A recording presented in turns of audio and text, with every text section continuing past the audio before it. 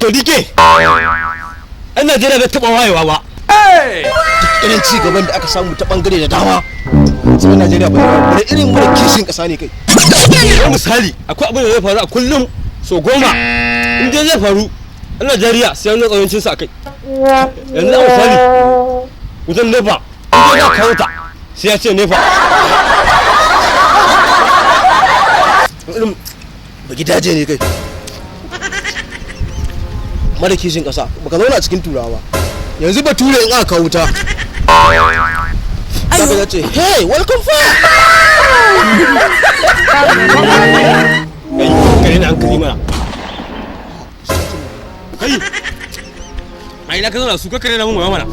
Jesus what Jesus wannan gidajen da iskan ƙauyen ko ni nake cikin birni nake cikin GRA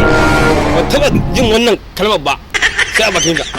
to ko ai kuma daga cikin garin Kano to taba gani ba nake wannan magana